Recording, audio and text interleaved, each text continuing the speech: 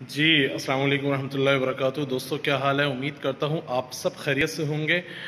سب سے پہلی بات تو یہ دوستو یہ سمجھنی چاہیے کہ ہر مسلمان کا یہ عقیدہ ہے اور ہر مومن ہر مسلمان یہ سمجھتا ہے اور ہمارا اس پہ پکا عقیدہ ہے کہ انبیاء کرام جو ہیں وہ اپنی قبروں میں زندہ ہیں۔ جناب نبی پاک صلی اللہ علیہ وسلم کی حدیث مبارک سے بھی ہمیں یہ پتہ چلتا ہے کہ ہر نبی اپنی قبر میں زندہ ہے۔ جناب نبی کریم صلی اللہ علیہ وسلم بھی اپنے قبر مبارک میں زندہ ہیں، اور جو حضور نبی کریم صلی اللہ علیہ وسلم کی بارگاہ میں سلام پیش کرتا ہے، حضور صلی اللہ علیہ وسلم اس سلام کا وہ جواب ارشاد فرماتے ہیں۔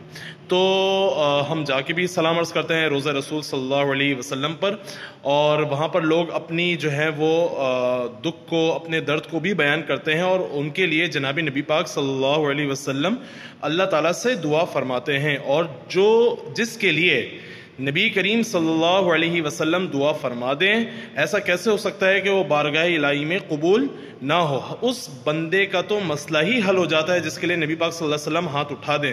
تو میرے پیاروں، آپ بھی چاہتے ہیں، میں بھی یہ بات چاہتا ہوں کہ ہمارے لیے نبی پاک صلی اللہ علیہ وسلم جو ہے ہمتن جو ہے وہ دعا کریں، ہماری طرف توجہ رکھیں، اور نبی پاک صلی اللہ علیہ وسلم کی توجہات جس کو مل جائیں اس کا تو اللہ بیڑا پار کر دیتے ہیں۔ اس دنیا میں بھی اللہ اس کو کامیابیوں سے ہمکنار کر دیتے ہیں، اللہ کی رحمتیں اس کی طرف متوجہ ہو جاتی ہیں، اور آخرت میں تو کیا ہی کہنے کہ حضور صلی اللہ علیہ وسلم کی شفاعت اگر کسی کو نصیب ہو جائے۔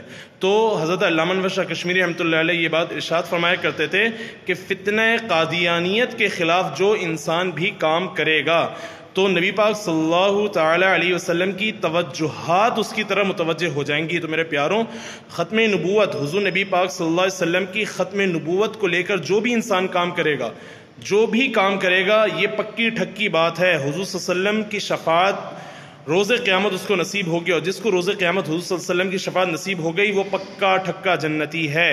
اور حضور صلی اللہ علیہ وسلم کی توجہات جس کو نصیب ہو جائیں، حضور کی توجہات جس کو نصیب ہو جائیں، تو میرے پیاروں اس کا مطلب تو یہ کہ حضور کے ہاتھ اس بندے کے لیے ہم وقت اٹھے ہوئے ہوں گے، جب بھی حضور صلی اللہ علیہ وسلم اس کے لیے دعائیں اس بندے کے لیے کریں گے کہ جو حضور صلی اللہ علیہ وسلم کی توجہات کا مستحق ہو گیا۔ تو میرے پیاروں، حضور صلی اللہ علیہ وسلم آخری نبی ہیں، آپ صلی اللہ علیہ وسلم کے بعد کوئی نبی نہیں آئے گا، یہ ہمارا پکا عقیدہ ہے، اس کو لے کر ہمیں کام کرنا ہے، اور ہر مسلمان کے گھر تک اس عقیدے کو پہنچانا ہے، تاکہ قادیانی، تاکہ دشمن عناصر اس کو ڈگمگا نہ دیں، اس کے عقیدے پر وار نہ کریں۔ ٹھیک ہے؟